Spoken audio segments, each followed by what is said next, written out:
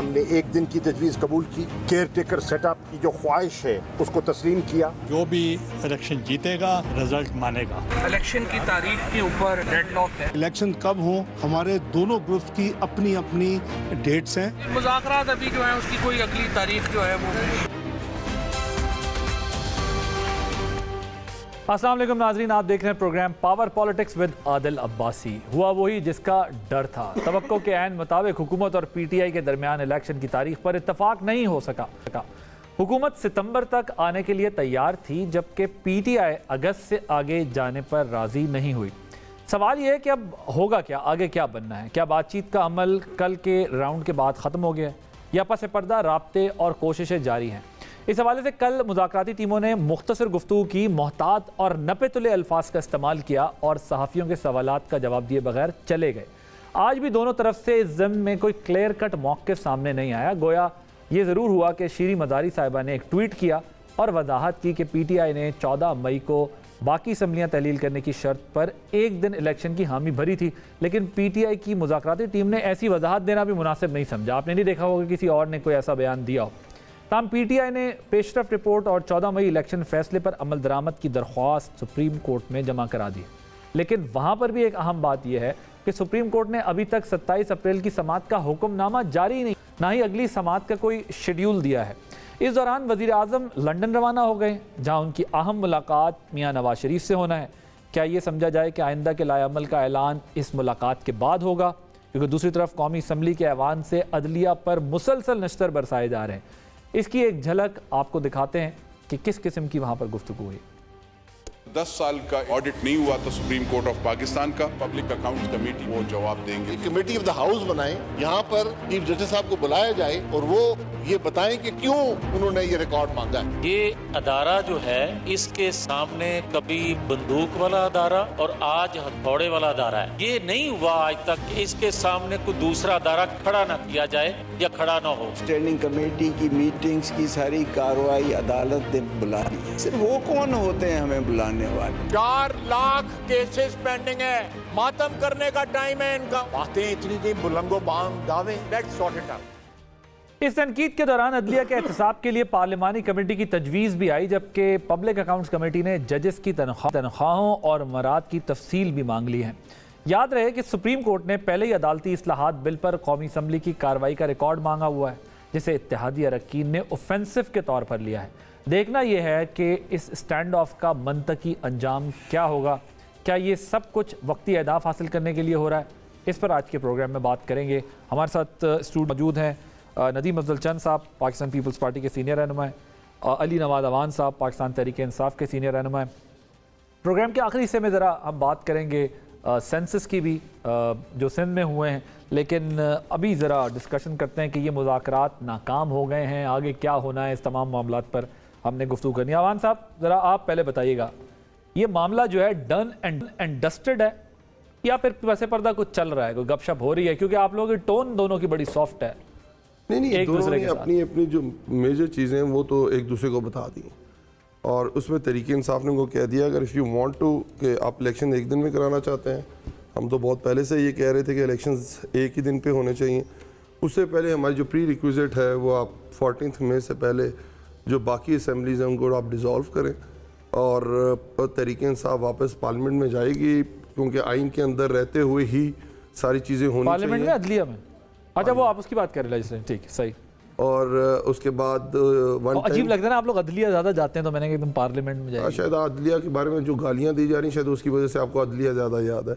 अदलिया को वक्तन फवक्तन सब गालियाँ देते रहे। अगर गालियों जिसको मौका मिला है, नहीं, गालियों को अगर आप सूट करता है तो इसका ये तरीका है कि एक एक करके सबकी तकरीरें चला दें और देख लेते हैं, लोगों को छोड़ दें गालियाँ कौन दे रहा है। दूसरी तरफ जो पार्लियामेंट जाएगी, अच्छा मेरी बात, ये भी हो सकता, पार्लियामेंट जाएगी और उधर वन टाइम लेजिस्लेशन हो जिसमें ये हो कि 90 डेज से आगे एक लिमिट तक इलेक्शंस जा सकते हैं जो वन टाइम हो, और उसके बाद जो भी रिजल्ट्स हैं वो तमाम पार्टीज माने। ये हमारी तरफ से था। ठीक, उन्होंने ये कहा है कि वो 30 जुलाई को असेंबलीज डिसॉल्व करेंगे और वो 90 डेज के अंदर इलेक्शन करें। तो वो चीज़ हमें कबूल नहीं थी, उनको हमारी कबूल नहीं थी। कोई 70 दिन का फ़र्क है ना दोनों का? जी हाँ, कोई 70 डेज का फर्क बना ना आगे पीछे दोनों का। कैलकुलेशन कर लें, देखिए 60 एक तो 30 हो गया ना, अगर 14 मई से आता है, हम जुलाई के फर्स्ट वीक में इलेक्शन चाह रहे हैं और वो जुलाई अगस्त अक्टूबर के अंदर इलेक्शन चाह रहे हैं, तो देयर इज लाइक 90 डेज का कोई फर्क, तो इतना ही फर्क बनता है। और जो भी आपने कहा ना तकरीरें देख लें, ठीक है ये तकरीरें बड़ी सख्त हो रही हैं, सख्त है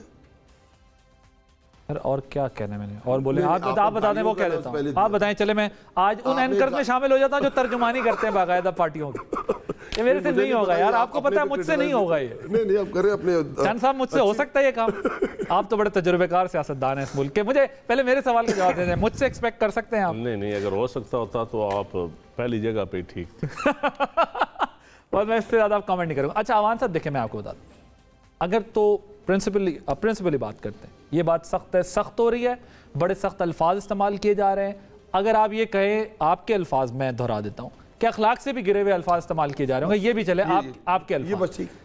सवाल ये है कि यही अदालत थी, इसी अदालत के फैसले थे। आपके लोग कहते थे कि अगर इमरान खान साहब को सज़ा दी किसी केस में तो फिर अवाम होगी और ये अदलिया होगी, फिर लोग खुद निमट लेंगे इस अदालत से। ये आसान अल्फाज थे, ये तमीज़ के अल्फाज नहीं, मुझे ये ज़्यादा अच्छा हो जाता है। शराफत की धमकी, आप इसे निकाल, अगर आप कहेंगे मैं क्लिप चला दूंगा, चलवाइएगा लाजमी। एक ज़ेबा चौधरी को वही कहा था, ठीक है, जो हम पे लेबल लगा था। उसके बाद आप खान साहब की वो स्पीच निकाल लें जो खान साहब ने जब सूरी की जो रूलिंग है उसे टर्न डाउन किया था उन्होंने, और उसके बाद जो तकरीर है वो खान साहब की चला। सर पार्लियामान में इम्यूनिटी हासिल है ना उनको? नहीं, मैं बात नहीं, इम्यूनिटी पे तो बात ही नहीं हो रही ना। शेर ने के बाहर गल्ला कर सकते हैं। नहीं, ये भी एक हमारा एक पर्सपेक्टिव में, और चंद साहब पार्लियामेंट में कर सकते हैं आप? नहीं कर सकते आप जो सुपीरियर जुडिशरी है उसके खिलाफ, उनके जजेस के खिलाफ, उनके किरदार के बारे में और उनकी जो ऑनगोइंग उनके केसेस होते हैं और स्पेशली फिर उनकी फैमिलीज के बारे में कोई बात नहीं कर सकते। मेरा आर्टिकल, मुझे एग्जैक्ट नंबर नहीं याद उसका, वो आर्टिकल निकलवा लें। आर्टिकल 68 है ना वो, मेरा ख्याल यू राइट, आर्टिकल 68। सर लेकिन मैं आपको बता ये रहा हूँ जी, ये बात ठीक है आपकी कि अदलिया के जजेस के कंडक्ट के ऊपर, लेकिन नॉट ओनली अदलिया, आपकी मिलिट्री एस्टैब्लिशमेंट एज़ वेल। अच्छा, लेकिन क्या रुका काम? अभी हम ये बहस तो नहीं कर रहे ना, पावर है वो ये काम कर रहे हैं। अभी हम ये अदालत से भी पावर का इस्तेमाल होता है, एस्टैब्लिशमेंट से भी पावर का इस्तेमाल होता है, पार्लियामेंट से भी पावर का इस्तेमाल होता है। ये बहस तो नहीं है ना कि हो रहा है कि नहीं हो रहा। अच्छा, मैं तो एक आपने जो अल्फाज में, आपने दूसरी तरफ बहुत सही अल्फाज के इखलाक से गिरी हुई बातें हो रही हैं, बिल्कुल ठीक अल्फाज। लेकिन मैंने आपको कहा ना, मैंने आपको ये भी बताया कि ये भी बात हुई कि अदालत इमरान खान साहब को सजा नहीं दे सकती, अगर सजा देगी तो फिर अवाम होगी और अदालत होगी। अब इस बहस में मजीद नहीं जाते। खान साहब को क्या हुआ सर? खान साहब की तबीयत खराब हो गई, उनका पाँव ट्विस्ट हुआ है, और फिर उनका कल वो गए थे शौकत खानम, उनकी आज वो मेडिकल रिपोर्ट्स भी आ गई हैं। उनको डॉक्टर्स ने 10 दिन का दिया, उसमें स्वेलिंग होने का चांस है। अगर वो स्वेलिंग और उसके बावजूद वो मूव करते रहे तो दोबारा उनको ऑपरेट करना पड़ेगा। अल्लाह ने सेहतियाबी दे। कोई बयान नहीं आया इस ब्रेकअप में? अगर नहीं आया लेकिन मेडिकल रिपोर्ट्स तो मेरे ख्याल आ गई होंगी। नहीं, मैं उसकी बात कर रहा हूँ, ये जो मुज़ाकरात नाकाम हुए उस पर तो खान साहब पहले भी अपने एक राय दे चुके हैं, वो पुरुमीद तो नहीं थे, बट हमने कहा था कि क्योंकि सुप्रीम कोर्ट के ये ऑर्डर्स हैं कि नॉट ऑर्डर्स, उनकी एक राय थी कि बैठना चाहिए पॉलिटिकल पार्टीज को, एक दफ़ा उनको और टाइम देना चाहिए। वो हफ्ज़े मुकद्दम कहते हैं चंद साहब, मामला खत्म हो गया चंद साहब, done and dusted, close transaction. मेरे ख्याल में पॉलिटिक्स में कभी डायलॉग ख़त्म नहीं होते। देखें, पहले ये कहते थे कि हम टीटीपी से हाथ मिला लेंगे, फलां से हाथ मिला, इनके साथ नहीं बैठेंगे, अल्टीमेटली बैठना पड़ा। ये भी कहा था बम मार दें। मैं समझता हूँ ये बड़ी खुशाइंद बात है। पाकिस्तान पीपल्स पार्टी के मौक़िफ़ की ये जीत है कि पॉलिटिकल पार्टीज़ एक टेबल पे बैठी, और इसमें मैं समझता हूँ अप्रिशिएट करना चाहिए तमाम पॉलिटिकल पार्टीज़ को। इनका शुक्रिया हम अदा करते हैं कि ये बैठे। और रह गई बात रिज़ल्ट की, देखें रिज़ल्ट भी निकल आएगा कैसे, और मेरे ख्याल में आने वाले दिनों में अब थोड़ा सा एक पहाड़ी से नीचे उतरेंगे ना, घोड़े से नीचे उतरेंगी पीटीआई, जब अवाम का सोचेगी, इदारों के सोचेगी, पार्लियामान का सोचेगी, जमहूरियत का सोचेगी, सिर्फ ये नहीं सोचेगी कि हमें इक़्तिदार चाहिए। इसी तरह हुकूमत भी थोड़ा सा जो हुकूमती रवैया होना चाहिए, एक एग्रेसिव रवैया नहीं होना चाहिए। लाइक एपीवी शेपीवी घरों में दरवाजे तोड़ने के लिए ना भेजे, ये मुनासिब नहीं है। बंदे शंदे इस तरह ये मुनासिब नहीं, हुकूमतों के लिए भी ये मुनासिब नहीं है। क्यों कर रही है? तो जब ये दोनों तरफ से ये चीज़ें कूल डाउन होंगी तो इंशाल्लाह अच्छा रिजल्ट निकलेगा। और मुझे उम्मीद है कि पीटीआई के चंद लोग जो सीजन लोग हैं, जो बहुत कम वैसे तो बोलते हैं खान साहब के सामने, उनके उल्टा, उनकी राय के उल्टा राय नहीं देते होते वो, लेकिन कभी पॉइंट ऑफ नो रिटर्न पे जब चीज़ें पहुंच जाती हैं तो फिर ऐसे आदमी भी बोल पड़ता है जिससे आपको तवक्को नहीं होती। तो पीटीआई में अब चंद लोग बोलने शुरू हुए हैं कि डायलॉग पॉलिटिकल पार्टी के साथ डायलॉग करना पड़ेगा। देखें, नून लीग गलत हो सकती है, बलूचिस्तान की सारी पार्टियां पीटीआई के दूसरी तरफ बैठी हैं। जो कल इनके इत्तेहादी थे, जमात इस्लामी इनके साथ 5 साल हुकूमत में रही है, वो भी गलत है। सारी पॉलिटिकल पार्टीज गलत हैं, अकेली पीटीआई ठीक है। ये नहीं होता, इस तरह रवैया नहीं होना चाहिए। मेरे ख्याल है गिव एंड टेक और चीज़ एक असूली मौक़िफ़ बात मान के इलेक्शन एक डेट पे होने चाहिए। अब चीज़ है कि कब होने चाहिए, इनका डेट में और हुकूमत की डेट में थोड़ा सा फ़र्क है, तो मेरे ख्याल में उस पर भी बैठ के चीज़ें आगे बढ़ जाएंगी। अभी कुछ हो रही है पसे पर्दा? मेरे ख्याल में आने वाले दिनों में, मैं ये मेरे पास इंफॉर्मेशन तो नहीं है, लेकिन मेरी पॉलिटिकल सेंस कहती है कि चंद दिनों में चीज़ें जो हैं वो मज़ीद बेहतरी की तरफ आएंगी। और खान साहब के ऊपर भी प्रेशर है अपनी पार्टी का या अपने लोगों का, और हुकूमत के अंदर भी एक सोशल प्रेशर भी होता है, और एक मुल्क भी चलाना हो, रियासत भी चलानी होती है। चीज़ें रुकती नहीं है। बंद गली से निकल के रोड पे तो कम अज़ कम आ गए ना, टेबल पे बैठ गए। पहले बंद गली में चली गई थी चीज़ें, जब बंद गली से वापस निकली हैं, ट्रैक पे आ गई हैं, तो मेरे ख्याल में डेट भी सितंबर, अक्टूबर, नवंबर, ये जो भी हो, दुआ करें। असल चीज़ है कि ऐसे इलेक्शन हो जिसको सारी पार्टियां तस्लीम करें। बट इलेक्शन कमीशन कहता है 8 अक्टूबर को होंगे इलेक्शन, और इससे पहले नहीं हो सकते। आप लोगों की पार्टी के अंदर पीडीएम जो है वो भी ये कह रही है कि जी अक्टूबर से पहले इलेक्शन। मेरे नज़दीक इलेक्शन के रिजल्ट को तस्लीम करना या लोगों को फ्री एंड फेयर इलेक्शन का नज़र आना, या ऐसा माहौल पैदा करना कि लगे कि मुल्क स्मूथली चल रहा है, ये ज़्यादा ज़रूरी है डेट से भी। मेरा भाई पत्नी मेरे से इत्तेफाक करे या ना करे कि ऐसा माहौल पैदा करना पड़ेगा, फ्री एंड फेयर इलेक्शन हो, फ्री एंड फेयर इलेक्शन हो।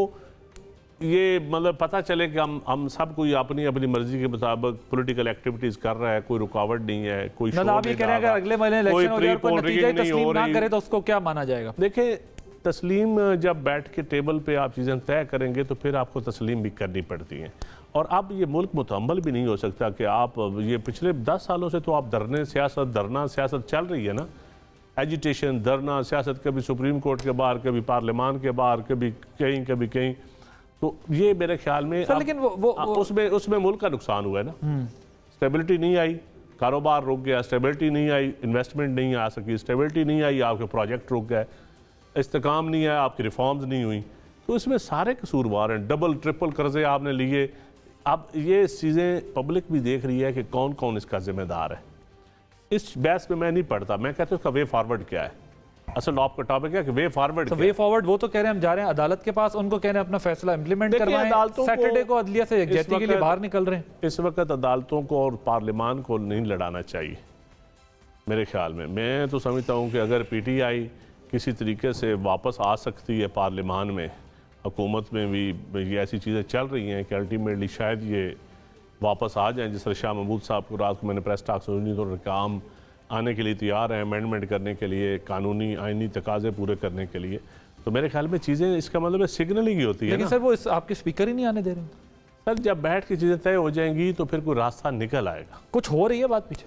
मेरे ख्याल में हो रही है, चल रहा है पसे पर्दा। क्योंकि मियां साहब से शहबाज शरीफ साहब भी मिलेंगे, जरदारी साहब की जो मुलाकात हुई है मौलाना साहब से, उसमें क्या तय हुआ? देखिए, मेरी जरदारी साहब से बात हुई है, उन्होंने कहा जी हम तो डायलॉग पे बिलीव करते हैं और हम चाहते हैं कि पॉलिटिकल लोग आपस में डायलॉग करें। लेकिन असल चीज़ है कि कई ऐसी शख्सियात हैं जिनकी गारंटी कौन देगा कि वो अपनी ज़बान पे खड़ी रहेंगी, या वो अंदर बैठ के बात करेंगे तो बाहर जलसों में कोई और तकरीर नहीं कर देंगे। असल प्रॉब्लम ये है। तो मौलाना साहब से क्या बात हुई? देखिए, मुझे नहीं पता मौलाना साहब से क्या बात हुई, लेकिन मौलाना साहब को भी हम क्या डायलॉग पे एग्री कर रहे हैं, ANP को हम डायलॉग पे एग्री कर रहे हैं। आज ऑल पार्टीज़ कॉन्फ्रेंस भी थी, उसका पता नहीं इलामिया क्या है, मैंने नहीं पढ़ा, लेकिन अल्टीमेटली हम डायलॉग की तरफ ही जाना चाहते हैं। हम चाहते हैं एक ही दिन इंतखाबात कराने पे, एक ही दिन इंतखाबात हों और ऐसे इंतखाबात हों जिसको सब लोग तस्लीम करें। और ये जो आप बात कर पीपल्स पार्टी की हद तक आप क्या समझते हैं, अगर पार्टी पीपल्स पार्टी का फैसला चले तो अगस्त में भी इलेक्शन हो जाए तो कोई मसला नहीं? देखिए, हमारे तो हम सब से 1 महीना आगे पीछे हो जाए कोई हर्ज नहीं। मुल्क के लिए हम तो ये कुर्बानी देने के लिए तैयार हैं। अली अमान साहब, सिंध असम्बली है ना हमारी, तो सिंध असम्बली है या कौमी असम्बली में हम स्टेक होल्डर हैं, तो हम तो चाहते हैं कि बैठ के चीज़ें तय हो जाएं, फ्री एंड फेयर और बड़े आइडियल इलेक्शन हो इस मुल्क में जिसको सब तस्लीम करें। तो पीपल्स पार्टी तो हमेशा इस मौक़िफ़ पे खड़ी रही है और अब भी खड़ी है। ये अब एक सिचुएशन तो ये है, एक बैकग्राउंड में अगर कोई बातचीत चल रही है वो एक अच्छी बात है आवान साहब, लेकिन आपकी तमाम तर तवज्जो का महवर, उम्मीदों का महवर अब अदलिया है। अदलिया में आप ज़ाहिर है वो एक तरफ देख रहे हैं, इलेक्शन कमीशन भी चला गया नजरसानी दरख्वास्त पे, अब तो उन्होंने ऑफिशियल स्टांस ले लिया कि जी आप नहीं दे सकते तारीख, आपने भी किसी के इख्तियारात को में मदाखलत की है। दूसरी तरफ इस वक्त जो स्टांस है गवर्नमेंट का, उससे किसी सूरत नहीं लगता कि वो अदलिया के फैसले पर लेटर एंड स्पिरिट में इम्प्लीमेंट करेंगे, उसको तस्लीम भी करेंगे, वो 4-3 ही चलता रहेगा। क्या होगा ऐसी सूरत? अच्छा देखिए, चंद साहब ने कुछ बातें की, पॉलिटिकल बातें बिल्कुल ठीक की चंद साहब ने। अदालत क्या कह रही है, आप थोड़े असूलों पे खड़े होते हैं, कहीं तो एक असूल आपने तय करना है जिसके ऊपर आपने फ्यूचर की जो पॉलिटिक्स है वो भी डिपेंडेंट है। मतलब लेट्स सपोज नवंबर में इलेक्शंस हो जाते हैं, लेट्स सपोज तहरीक इंसाफ आ जाती है, तो क्या कोई हमें रोक सकेगा कि अगले 5 साल बाद हम इलेक्शन नहीं करें, या करें या ना करें? हमारे पास तो बहुत बड़ा एक चीज़ आ जाएगी कि पहले ये हुआ है, आइंदा भी होगा। मैंने करना क्या है, मैंने अपनी गवर्नमेंट में आके कोई काम नहीं करना, अपनी हुकूमत मईशत तबाह कर देनी है, सिक्योरिटी के हालात ख़राब कर देने, और मैंने चाहना है और मैंने कहना है इलेक्शन कमीशन मैं तुम्हें कोई चीज़ फराम नहीं करूँगा, वो जाके सुप्रीम कोर्ट को कहेगा और इलेक्शन ख़त्म हो जाएंगे। अगर हम चाहते हैं कि फ्यूचर सियासत भी ठीक रहे, चाहे कोई मर्जी पार्टी जीत के आए, तो एक असूली मौक़िफ़ सबको लेना पड़ेगा। असूली मौक़िफ़ क्या है जो आइन के अंदर है, वो है 90 डेज़। आपको 90 डेज़, बट सर आइन ये भी कहता है ना कि एक पॉइंट ले ले मेरा, आइन ये भी तो कहता है ना कि इंटरिम गवर्नमेंट होंगे। बिल्कुल हो, बिल्कुल। लेकिन यहाँ तो इंटरिम गवर्नमेंट नहीं होगी ना, यहाँ तो फेडरल गवर्नमेंट बैठी होगी जब आप इलेक्शन कर रहे हैं। पाकिस्तान के अंदर अमूमी हालात आज से पहले और 18वीं तरमीम के बाद देखें तो बहुत डिफरेंट है। इस वक्त दोनों जगह जहाँ इलेक्शंस होने हैं वहाँ निगरान गवर्नमेंट है, ठीक है, दोनों जगह। मेरी बात तो सुन, जब आप इलेक्शन अपनी असेंबली डिसॉल्व करेंगे तब भी निगाह गवर्नमेंट आ जाएगी। हम तो ये कह रहे हैं ना, कौन डिसॉल्व करेगा? जब अगर आप किसी मौक़िफ़ पे पहुंचते हैं, सूली मौक़िफ़ के ऊपर, और हम कहते हैं पार्लियामेंट में वापस जा रहे हैं, असेंबलियां टूटेंगी, तो फेडरल गवर्नमेंट आ जाएगी, ठीक है। दूसरी तरफ अगर वो नहीं बात मानी जाती, 90 डेज तो वहाँ खड़े हैं ना, 90 डेज तो वहाँ खड़े, ठीक है। अगर 90 डेज में इलेक्शन नहीं होते तो फ्यूचर पर्सपेक्टिव मैंने आपको बता दिया, फिर तो तबाह होना है। Sky is the limit, you right, very right. तो बात करने का मकसद ये है कि इसकी ये जो चंद साहब ने कहा कि माजी के अंदर बहुत सारे लीडरान ने बहुत सारी बातें की, बहुत सारे एग्रीमेंट्स किए और मुकर गए।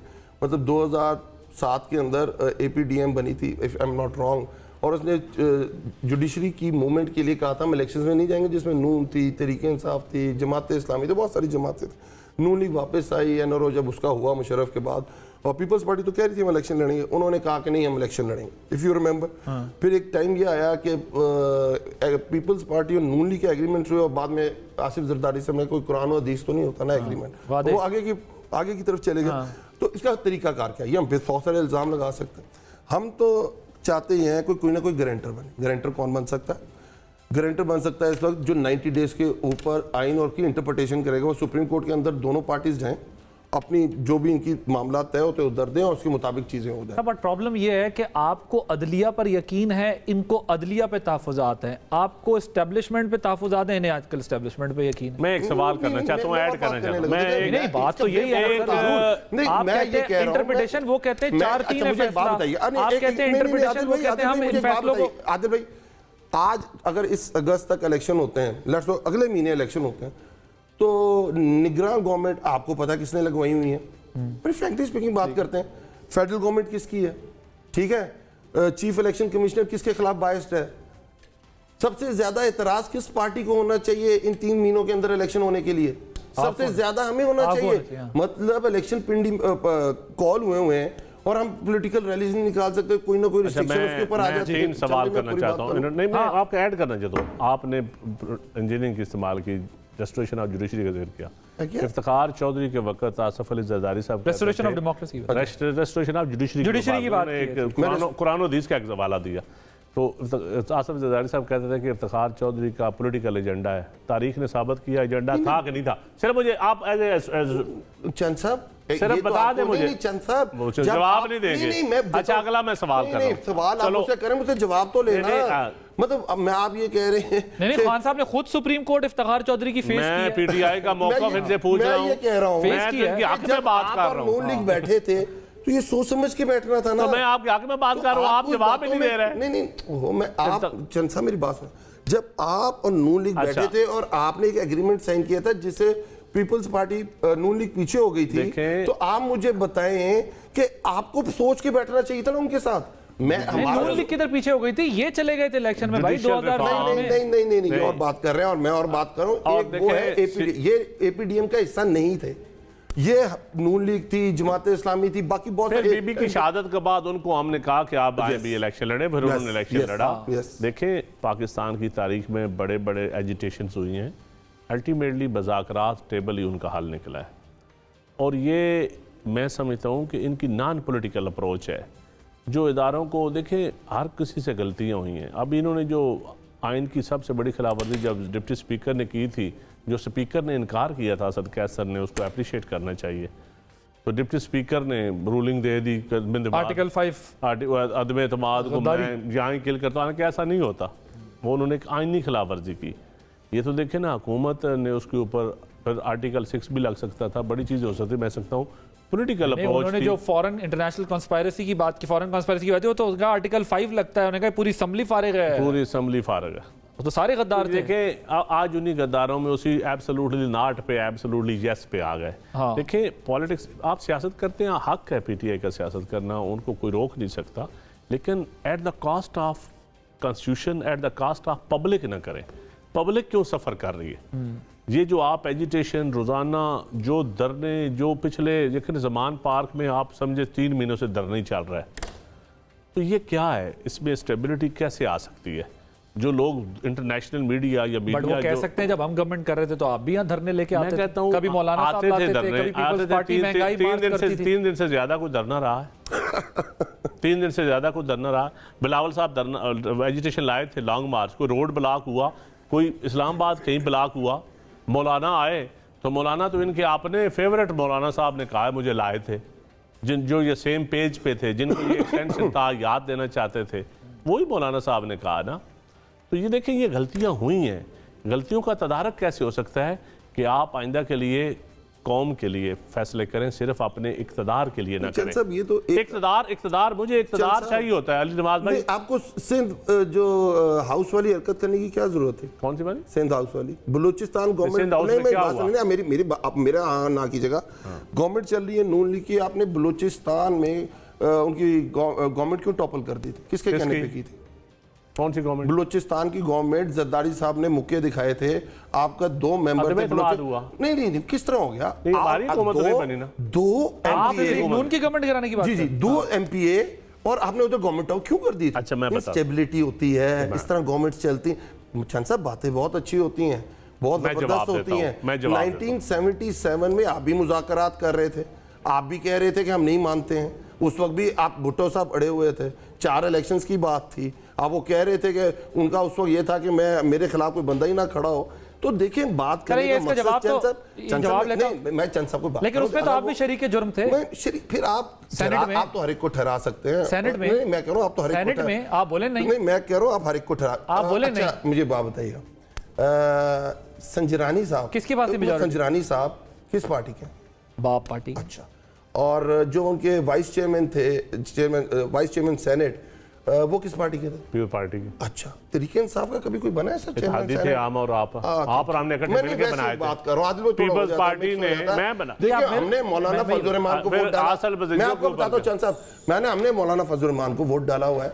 जब अगर आपको याद है, 2002 की असेंबली के अंदर काफ लीग के पेट्रोल्स बन गए थे और मौलाना फजलुर रहमान कैंडिडेट बने थे, सारी ऑपोजिशन पार्टी, हमारा एक वोट था। लेकिन आपका आर्गुमेंट बेसिकली है कि क्योंकि आपका चेयरमैन और सुनिए ना मेरी बात सुनिए, मकसद देखें, इसका मतलब आर्गुमेंट ये है कि चेयरमैन और डिप्टी चेयरमैन अगर ना बने तो आपने साथ नहीं दिया, आपने सेनेट में साथ दिया ना। मैं तो कह रहा हूं, मैंने क्या बात की, तरीके इंसाफ ने अपने नहीं, बाप पार्टी हमारे अलायंस में थी, हमने उनको सपोर्ट किया। आपका क्या जवाब क्या है, मतलब क्या मैसेज क्या देना चाहते हैं? मैसेज सिंपल है, देखिए जो चंद साहब और मैं, आप एक ही पॉइंट पे कि अगर मुज़ाकरात के जरिए चीजें अफ़हाम तफ़हीम के साथ हल होती हैं।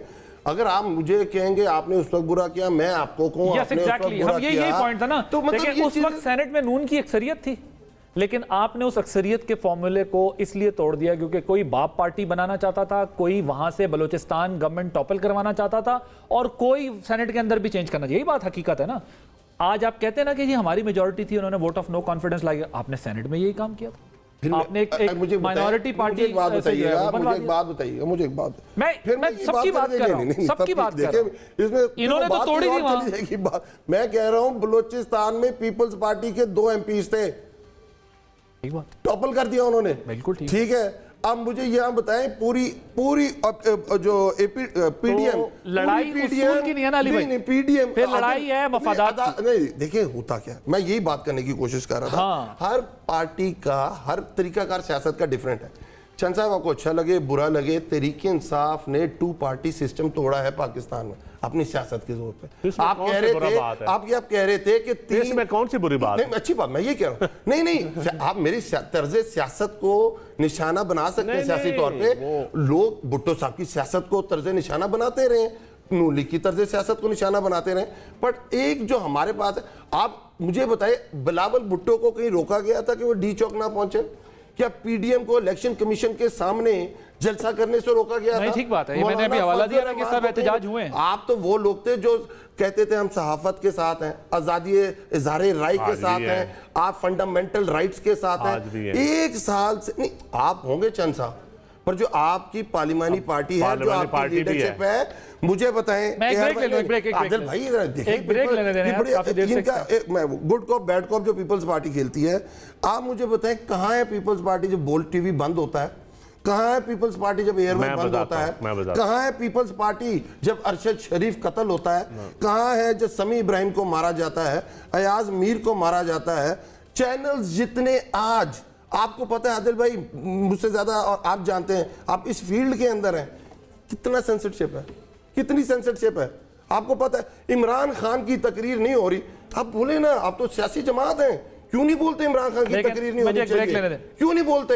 आज पैमरा का चेयरमैन आके कहता है कि हमने तो मना ही नहीं किया चैनल्स को। अच्छा सर मैं आपकी तरफ आता हूँ, ये जो आपने बात की है ना, लंबी तकरीर है अली नवाज सुनी, हमें भी जी मैं आपकी तरफ आ गया, लेकिन ये बाकी बातें अपनी जगह, बाकी बातें अपनी जगह, लेकिन सेंसरशिप आपके दौर से भरपूर तरीके से इसका आगाज हो गया था, और जो कुछ आज हो रहा है भाई, अगर आपने मेरे पे पॉइंट स्कोरिंग दौर में भी ये सब कुछ अंडरस्टैंडेबल। बात क्या हो रही है? बात क्या हो रही है? उसूल के साथ खड़े हो ना, असूल की बात आपके दौर में सेंसरशिप नहीं हुई। आदिल भाई बात क्या हो रही है? इन्होंने तो की होगी। मैं कह रहा हूं पीपल्स पार्टी जो कहती है कि मैं इजहार राय के साथ हूं, मैं आजाद सहाफियों के साथ हूं, मैं पाकिस्तान में फंडामेंटल राइट्स के साथ हूं। आप रेपिटेशन आदिल भाई ने शुरू कर देखिए मेरी बात सुने, पीपल्स पार्टी हमेशा कहती रही है, खा तलत हुसैन, नुसरत जावेद, रऊफ क्लास, कितने एंकर्स को स्क्रीन ऑफ किया गया पीटीआई के दौर में। ये 18 से हो रहा है काम। मैं इनके साथ था उस वक्त, पीटीआई का मैं स्पोक्स पर्सन में मीटिंग में बैठता था। अली नवाज भाई को पता है कि मुझे कई बातों का अंदर की बातों पता है, लेकिन कई बातें मुनासिब भी नहीं होती बतानी। मैं समझता हूँ कि आप ये कहना पीपल्स पार्टी हमेशा, ये जितने कानून बने मोस्टली आप देख लें पीपल्स पार्टी ने बनाया। अगर मेरी बात सुनो, इस मुल्क में अगर कुर्बानियाँ किसी ने दी है ना, या सहाफत के साथ को खड़ा रहा है, तो वो पीपल्स पार्टी के अलावा कोई नहीं। बोल्ट टीवी जब पहले बंद हुआ था उस वक्त भी पीपल्स पार्टी खड़ी थी, और तो उसके साथ कोई नहीं खड़ा था। अब अगर बोल्ट टीवी देखें, अब कई चैनल्स, आप देखें आपने कई चैनल को ऐसी ऐसी मराद दी हैं कि कई चैनल का आपने गला काटा है। ये सहाफत नहीं होती। आप तो मैं तो खैर सिर्फ टीवी को मैं सिर्फ सहाफत समझता भी नहीं हूँ। अब तो बिजनेस टाइकून ने ऐसे ऐसे बिल्डर्स ऑफ बिजनेस मीडिया मालकान बन गए हैं, तो मैं सिर्फ इस स्क्रीन को, मैं तो साफ़ी को सहाफत समझता हूँ। साफ़ी जो रिपोर्टर है, जो साफ़ी है, जो कैमरा मैन है, जो लिखारी है, जो दानिशवार है इस मुल्क का, वो आप देख लें उनकी बातों पे कब आपने अमल किया। असल आज़ादी सहाफत तो है वो जो लिखते हैं उनके, वो डायलॉग सोसाइटी में डायलॉग की इजाज़त कितनी आप देते हैं, सोसाइटी में डिस्कशन की इजाज़त कितनी आप देते हैं। आपने इस मुल्क में बड़े बड़े अलमिया दौर में साफ़ियाँ शहीद भी हुए हैं, बड़े बड़े ब्लैक डे आए हैं, इसमें कोई शक नहीं। आज सहाफत का आज़ादी का आलमी दिन है, तो मैं समझता हूँ कि अभी हम ट्रांजिशनल फेज़ में, हमारी ना डेमोक्रेसी आइडियल है, ना हमारा जुडिशल सिस्टम आइडियल है, ना कोई हमारी सहाफ़ती आज़ादी आइडियल है। लेकिन देखना यह है कि कोई एक पार्टी कहे कि मैं सिर्फ अलंबरदार हूँ, नहीं, वो अलंबरदार नहीं है। जिन्होंने शहादतें दी हैं ना इस मुल्क के लिए, आइन के लिए, जमहूरियत के लिए, वो ज़्यादा अलमदार हैं। आप उनकी कुर्बानियाँ आप अपने खाते में ना डालें। अच्छा चले, अच्छा मेरी बात अच्छा आप सवाल कर लो, मैं जवाब देता हूँ, सवाल कर लें आप।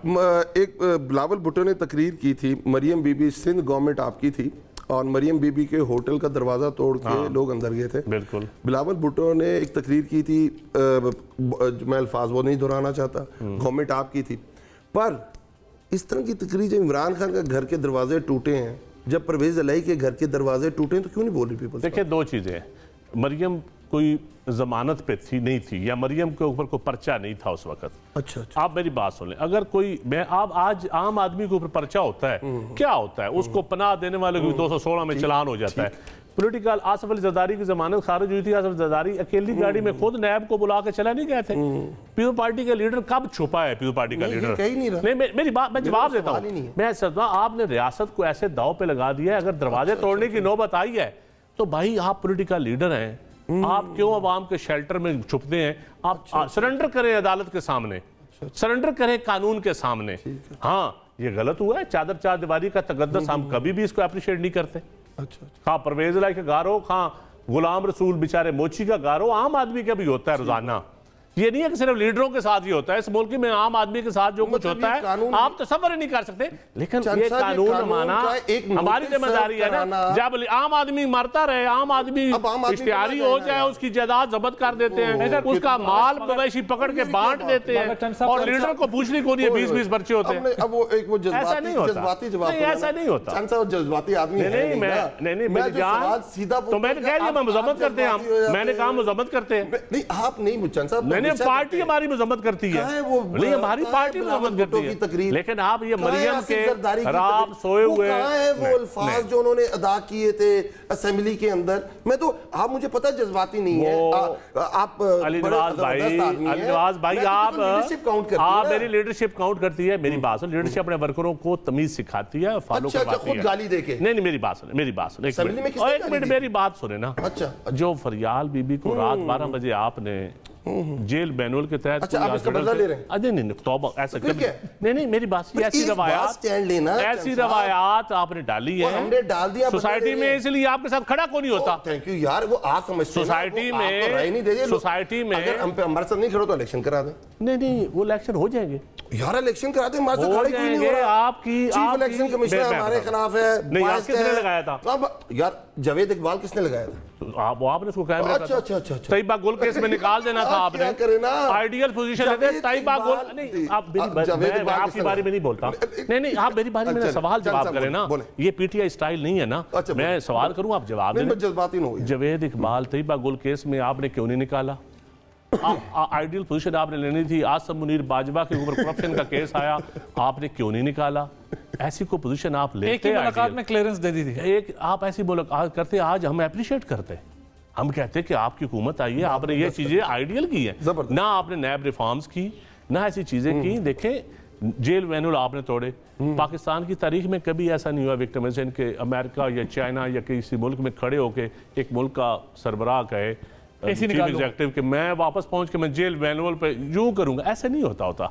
बाहर के ममालिक में बिलावल भुट्टो साहब के ऊपर जब उन्होंने रशिया का सवाल किया तो उन्होंने कहा ये प्लान था यूक्रेन का दौरा इमरान खान साहब का, ये कोई डिफेंड किया उन्होंने। लेकिन सर अब मसला ये ना कि मसला तो ये ना कि देखें उसूल तो चेंज नहीं होगा ना। अगर आपके साथ कोई ज्यादती हुई, बिल्कुल गलत है, और अगर ज्यादती इन्होंने की है तो इसका मतलब तो नहीं है कि उसमें कानून और उसूल चेंज हो जाएगा। फर्क होता है। अगर मैं हमारे साथ अगर होता ना, मैं बोलूं देखिए अगर तो जमानत हुई है किसी की, आप दरवाजा तोड़ के अंदर जाएंगे। आज अभी आपके प्रोमो में चल रहा था के अंदर है जमानत हुई है, क्यों नहीं छोड़ रहे? अच्छा, थोड़े इदारों पे आगे पॉलिसी पे चले जाएं।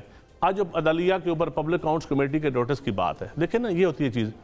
जब मैं चेयरमैन पीएससी था तो मैंने पहला नोटिस दिया था रजिस्ट्रार सुप्रीम कोर्ट को कि आप आए पार्लियामान के सामने। फिर क्या हुआ? पे दे दिया इफ्तिखार चौधरी ने। कैसा डट के? और उस वक्त कई वकला सीनियर, मैंने उनको पार्लियामान में बुलाया था कि आप अपनी राय दें, और उस वक्त नून लीग के कई लोग नहीं साथ खड़े हुए थे। मैं आपको ये भी बता दूं, जो मेरी पीएससी कमेटी के कई मेंबर थे मौजूद, जिस दिन मैंने नोटिस दिया था वो कमेटी से उठ के भाग गए थे कि यार ये हमें मरवा रहा है कि अदालत चौधरी को। जरा सुनवाइएगा जी, ख्वाजा आसिफ साहब ने क्या बात की। दो आईनी अदारे आप माने या नहीं, वो आमने सामने जो है आ चुके हैं। रेजोल्यूशन के जरिए आप जो कमेटी बना दें सारे हाउस की जो है, the inquest in unethical judicial intervention of democracy, justice Munir से लेके रीसेंट पास तक उसमें आइन के साथ क्या क्या हो रहा है, क्या डिस्टॉर्शंस की जा रही हैं, क्या वायलेशंस की जा रही हैं, ये सारी चीजें सेटल होनी चाहिए। जब भी आइन वायलेट हुआ है उसके ऊपर अंगूठे जो है जजेस ने लगाए हैं। सर ये अब टाइम थोड़ा कम है, मैं दोनों को 1-1 मिनट दूंगा। मुझे ये बताइएगा अब ये जो मामला जिस तरफ जा रहा है, अब बुला रहे हैं क्या आपका जो अधूरा ख्वाब था रजिस्ट्रार वाला और दीगर ख्वाब? अवाम टैक्स देते हैं, पार्लियामान उसकी कस्टोडियन होती है टैक्स की, पार्लियामान पैसे देता है। इस मुल्क में जो भी पैसा खर्च करता है उसको पब्लिक अकाउंट्स कमेटी के डोमेन में है कि हिसाब किताब लेना या उसके सामने उसके प्रिपरेशन अकाउंट्स या ऑडिट की रिपोर्ट्स। लेकिन ये अब याद आ रहा है? नहीं, ये शुरू से भी देखिए, हमने 2012 में किया था, लेकिन अभी फौरन तो अदालती हमने तो 2000 मैं आपके सामने लकीली बैठा हूँ 2012 में हमने किया, मुझे याद है वो वक्त, और सुप्रीम और उस स्टे करवा दिया था। तो मैं तारीख बदलती रहती है, नहीं बुलाया जा सकता। 1 मिनट सर, 1 मिनट। बात ठीक की चंद साहब ने। एक तो पहली दफ़ा मुझे लगा कि जो मैं एक्सपेक्ट कर रहा था कि असूलों पे खड़ी रही हमेशा पीपल्स पार्टी, आज वो कहते हैं कि हम रिवेंज फेज के अंदर हैं। दूसरा बिल्कुल ठीक बात की, जो टैक्सेशन होती है वो उसके अंदर जमहूरियत के अंदर एक और चीज़ भी जुमला कहा जाता है, no taxation without representation. Pakistan के 70% एरिया में इस वक्त कोई रिप्रेजेंटेशन नहीं है अवाम की। वो आप छोड़ के गए ना, हमारा आपको छोड़ के नहीं जाना चाहिए। आप समझ सकते हैं, आप नहीं, आपने असेंबली तो खुद छोड़ी है ना सर। मैं यही कह रहा हूँ, अगर आपको पब्लिक ने वोट दिया था रिप्रेजेंट करने के लिए, देखिए मैं आपको बता देता हूँ, मैं थोड़ा वाकईतन बता देता हूँ। मैं एक मंशूर है मेरा, और मैं नहीं, आपने सवाल किया, मैं कहता हूँ एक मंशूर है मेरा, और मैं उस मंशूर पे आता हूँ, मुझे बड़ी थिन मेजॉरिटी मिलती है, और मैं समझता हूँ, और उसमें 100 रुकावटें और होती हैं, लेट्स सपोज, तो मैं अपना मंशूर पूरा नहीं कर सकता। तो सियासी जमातों के पास जो आइन बनाने वाले थे, मद्देनजर रखी चीज़ कि मैं पहले साल में असेंबली तोड़ूंगा, दूसरे साल में तोड़ूं, और उसके बाद मैं दोबारा लोगों के पास जाऊंगा, ज़्यादा मेजॉरिटी लेके आऊंगा।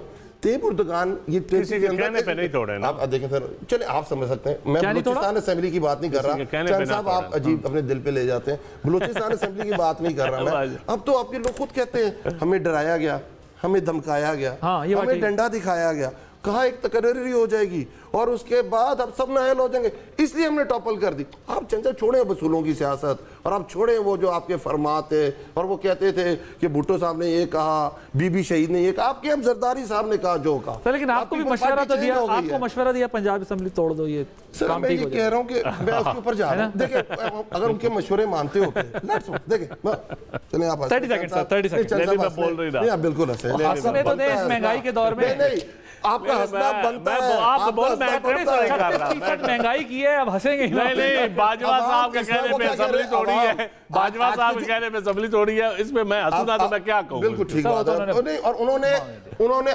उन्होंने आपको कहा और आपने हमारी तोड़ दी। चले ठीक है, इसी तरह कर लेते हैं। अच्छा दूसरी तरफ चलते हैं, इस वक्त पाकिस्तान के अंदर 47% महंगाई है।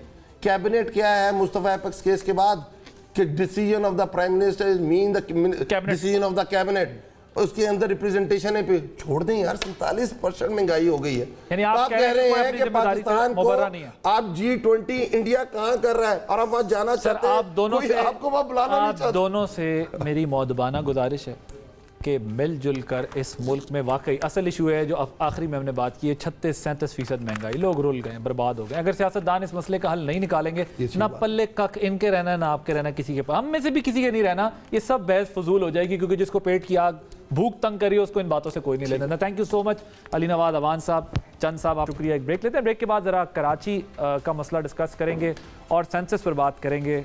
ऐसा सेंसस उस पर भी बंदा हंस ही सकता है। ब्रेक लेते हैं, ब्रेक के बाद बात।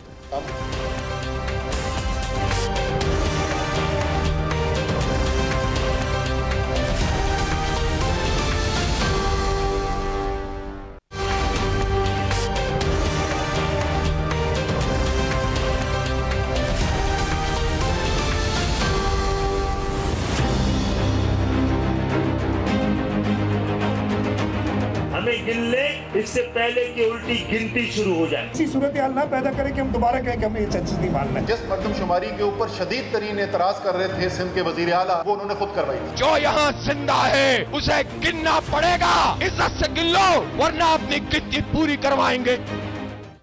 Welcome back. कराची का नोहा जो क्राइम्स, अर्बन फ्लडिंग, इंफ्रास्ट्रक्चर के फुकदान और बुनियादी सहूलियात की अदम फराहमी से इबारत है, इन तमाम मसाइल की एक बड़ी वजह बढ़ती हुई आबादी है। इससे भी बढ़कर जुल्म यह है कि आबादी का दुरुस्त शुमार भी नहीं किया जा रहा और बुनियादी इंसानी मसला सियासी मसलहतों का शिकार हो गया है, जिसके भयानक नताइज पहले ही नुमायां हो चुके हैं। आगे मजीद तबाही ही तबाही है। अगर आज होश के नाखून ना लिए तो आगे क्या होगा। मुल्क में जारी मरदमशुमारी की डेडलाइन में 5 बार तोसी हो चुकी है, लेकिन अभी तक कराची के काउंट पर स्टेक होल्डर्स का इत्मीनान नहीं है। इदारा शुमारियात के ताज़ा तरीन आदाद शुमार के मुताबिक कराची की आबादी 1 करोड़ 80 लाख हो चुकी है। 5वीं एक्सटेंशन के बाद कराची की आबादी ने इस फिगर को क्रॉस किया है, जो कि मरदमशुमारी 2017 में हुई, जो काउंट की गई थी, उसको अगर आप देखें, जिसको कराची के किसी भी स्टेक होल्डर ने कबूल नहीं किया। और कबूल भी कैसे करते, क्योंकि 2012 में जायका ने, जापान इंटरनेशनल कॉरपोरेशन ने कराची को दुनिया की तेज़ी से फैलने वाले शहरों में शुमार किया था। 2020 में कराची स्ट्रेटेजिक डेवलपमेंट प्लान की भी फाइंडिंग्स तकरीबन मोरलेस यही थी। इसके बरक्स जारी मरदमशुमारी में कराची की आबादी में इजाफे की शरह को सिंध के ओवरऑल पॉपुलेशन ग्रोथ रेट से भी कम दिखाया गया है। इससे बढ़कर और क्या मजाक हो सकता है कि 2017 के बाद कराची की आबादी 12% बढ़ी है, जबकि लाड़काना की आबादी 25% बढ़ चुकी है। हालांकि फिगर्स का जायजा लें 2017 के, तो भी मतलब 2017 का जो अगर आपके सामने फिगर आता है, वो भी उसको देख के आपको लगता है कि ये मामला मज़े का खेज़ है। 2017 के आदाद शुमार के मुताबिक लाहौर की आबादी 90%, पेशावर की 100%, लाहौर की पेशावर की तकरीबन 100% और कराची की आबादी 63% बढ़ी है। याद रहे कि 1998 में कराची की आबादी सूबे की कुल आबादी का 32.5% थी। आज भी यही तनासुब बरकरार है। हालांकि इसके बाद वॉर ऑन टेरर, जल्जले, मिलिट्री ऑपरेशंस और सैलाब के बाद होने वाली इंटरनल माइग्रेशन का सबसे बड़ा मरकज़ कराची ही रहा है। फिर क्या वजह है कि कराची की आबादी में उसकी अक्कासी नहीं हो रही? इससे भी अहम सवाल ये है कि अगर आबादी का दुरुस्त शुमार ना किया गया तो आने वाले वक्त में कराची के सियासी, समाजी और मुआशी ढांचे पर क्या संगीन असरात मुरतब होंगे। इस पर बात करने के लिए हमारे साथ स्टूडियो वीडियो लिंक पर मौजूद है मोहम्मद तौहीद साहब, अर्बन प्लानर हैं। उनसे ज़रा इस मामले पर बात करेंगे। मोहम्मद तौहीद साहब, thank you very much for joining us. मुझे ये बताइएगा कि सिंध के तमाम डिविजन्स की आबादी जो है उसमें इजाफे की जो शरह का अगर कंपैरिजन है तो सबसे कम ग्रोथ जो है वो कराची की है। ये क्या वजह है कि सिंध के दीगर इलाकों में मौके ज़्यादा हैं, रिसोर्सेज ज़्यादा हैं, कि वहाँ पर तो ग्रोथ बढ़ रही है लेकिन कराची की नहीं बढ़ रही, या कोई पॉपुलेशन कंट्रोल अवेयरनेस कराची में ज़्यादा है, वही एवरेज चल रहा है जो 17 की आबादी का था, वही फिगर्स चल रहे हैं जो आज से 3 डेकेड्स पहले थे, वही परसेंटेज चल रही है।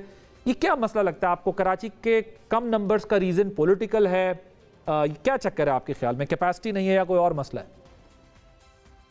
देखिए, सबसे पहली चीज तो ये है कि सिंध के तमाम शहरों में अगर कोई शहर ऐसा है जिसने सबसे ज्यादा लोगों को अपनी जानिब अट्रैक्ट किया, चाहे वो रोजगार की शक्ल में हो, तालीम की शक्ल में हो, सेहत की सहूलियात की शक्ल में हो, या फिर कुदरती और जो मौसमियाती आफात है उस शक्ल में हो, सबसे ज्यादा लोगों ने जो है, यानी कि बहुत बड़ी तादाद में जो है वो इस शहर कराची का रुख किया और इस शहर कराची ने उन्हें जो है वो अपने अंदर समोया। इस बात से तो कोई इनकार नहीं करता, ठीक है। लेकिन ये figure as an urban planner हमारे लिए बहुत ज्यादा हैरत अंगेज है, क्योंकि हम जानते हैं कि लाड़काना में और दीगर डिवीजन में जहाँ जहाँ पे परसेंटेज बहुत हाई आ रही है, वहाँ पर पिछले 5 सालों में कितने डेवलपमेंट के प्रोजेक्ट आए, कितना इंफ्रास्ट्रक्चर को बढ़ाया गया, और कराची में उसके मुकाबले में कम से कम किस हद तक सूरत हाल बेहतर है। तो ये इसमें कोई दो राय नहीं है बिल्कुल कि ये डेटा जो है वो कहीं ना कहीं मैनिपुलेट किया जा रहा है, और उसके असरात क्या होते हैं? उसके असरात ये होते हैं, देखिए पूरी दुनिया में होता क्या है कि जो आपके अर्बन प्लानर होते हैं, जो माहिरीन होते हैं, वो ये मरदमशुमारी के जरिए से आने वाले वक्तों के लिए जो है वो प्रोजेक्शन बनाते हैं कि जी कहाँ की आबादी या किस जगह की, किस इलाके की डेंसिटी, पॉपुलेशन डेंसिटी और हाउसिंग डेंसिटी कितनी है, और वहाँ के लिए क्या वसाइल और जरूरियात होंगी, यानी सेहत आमा हो, तालीम हो, इंफ्रास्ट्रक्चर हो, वो किस तरह से आने वाले वक्तों का किस तरह से होगा। लेकिन चूंकि हम कराची, खासतौर पर कराची की आबादी को सही अंदाज में नहीं दिखा पा रहे, तो उसका सबसे बड़ा नुकसान आने वाले वक्तों में यह है कि ये शहर जो पहले ही तजावुजात की शक्ल इख्तियार कर चुका है, वो और मजीद जो है वो बिगाड़ इसमें पैदा होगा, और जिसको संभालना फिर बहुत मुश्किल होगा, चाहे हम कितनी मास्टर प्लानिंग एक्सरसाइज कर लें, कितने सेशन कर लें, कितना ही कुछ कर लें। तो ये जो है ये बहुत बड़ा सवाल है। इसको पॉलिटिकल ना समझे हम, पॉलिटिकल मसला अलग है, क्योंकि लोगों की नजर आज इस पे लगी है कि इतनी नंबर ऑफ सीट, ये तमाम मामला। लेकिन ये देखें कि यहाँ रहने वालों के लिए जिंदगी जो पहले ही मुश्किल है, तो आने वाले वक्तों में इन वसाइल के ना होने की वजह से किस कदर मुश्किल हो जाएगी। जी, यही मैं सवाल आपके सामने रखा था कि अब जो अगर ये सही काउंट नहीं होता तो वहाँ के जो सोशल इश्यूज हैं, वहाँ का जो एक इतना बड़ा इंफ्रास्ट्रक्चर है, एक रिसोर्सेज का मसला है, जो एक इकनॉमिक बर्डन है उस सिटी के ऊपर, पूरे पाकिस्तान के लोग वहाँ पर जाते हैं, तो वो तो लाइफ और कॉम्प्लिकेटेड हो जाएगी, वहाँ पर रहना ज़्यादा मुश्किल और महाल हो जाएगा। और फिर ये 2017 की फॉल्टी मरदमशुमारी थी, इससे क्या सबक हासिल हुआ है? देखिए, अभी हम इस वक्त जिस फिगर पे पहुंचे हैं ना, जो 1,80,00,000 का जो फिगर इस वक्त शहर कराची का शुमार में आया है, मैं आपको बताऊं 2017 वाले सेंसस में ये फिगर आ चुका था, लेकिन हमने कहा नहीं जी, हम तो जो है वो डिजोर पैटर्न पे जा रहे हैं, जिसमें जो आर्जी पते वाले लोग हैं उनको जो है वो हम कहीं और दिखाएंगे। हमने इस पे इदारों ने एग्री किया, और वो करके हमारी जो एक बड़ी आबादी है वो जो है वो कहीं किसी और जगह दिखा दी। तो उससे नुकसान क्या हुआ कि लोग जो है वो रिहाइश पजीर तो शहर कराची में यहाँ की सहूलियात को इस्तेमाल कर रहे हैं, लेकिन उनका पानी का कोटा, उनके जो मालियाती फंड, उनके वोट से लेकर दीगर मामला सब जो है वो किसी और जगह पर जो है वो उसका बेनिफिशरी कोई और हो गया। तो ये तो बहुत बड़ा नुकसान है, जाहिर सी बात है। और ये समाज, मुआशरा, आप उसको सोसाइटी का नाम दें, उसको शहर कहें, शहर के बाशिंदे कहें, सब पे एक प्रेशर डेवलप होता है। इसको इस तरह समझे कि चलें, अभी मैं आपको बताऊं, अभी तक महकमा शुमारियात ने जो मुकम्मल घर शुमार किए हैं उसके मुताबिक हमारी कैलकुलेशन ये है कि इसकी कराची की आबादी आज तक यानी कि जो हाउस लिस्टिंग हुई है उसके मुताबिक 1,82,00,000 तक जाएगी। अब इसमें मजीद घर ऐड कर दिए तो एक अलहदा बात है। अब अगर हम ये कहते हैं शहर कराची की आबादी 2.5 करोड़ है या 3 करोड़ है, तो आपका ये जो 1,20,00,000 या 1 करोड़ का जो फर्क आ रहा है, ठीक है ना, इदारों के लिए भी मुश्किल है कि उनको सहूलियात फराहम करना, क्योंकि सेंसस डेटा को हर जगह कोट किया जाता है। ये तो एक बुनियादी मसला है। इसको जो है मैं ये देख रहा हूँ सोशल मीडिया पे कि हर कोई इसको पॉलिटिकली ले रहा है, नहीं, ये एक बहुत बड़ा समाजी अलमिया की शक्ल इख्तियार कर लेगा, और इससे हम कोई प्लानिंग नहीं कर सकते ऐसे शहर के लिए जिसकी हमें आबादी ना पता हो। ठीक, thank you so much. Mohammad Tauheed साहब अर्बन हमारे साथ मौजूद थे। आपने कराची की जो अब सेंसस का मसला है उस पर गुफ्तगू करते सुना, क्योंकि बड़ा गंभीर मसाइल है वहाँ पर। अगर नंबर ही ठीक काउंट नहीं होगा तो इश्यूज़ कैसे एड्रेस होंगे और डेवलपमेंट कैसे होगी उसकी। आपने प्रोग्राम देखा, आदिल अब्बासी को इजाज़त दीजिए, अल्लाह हाफ़िज़।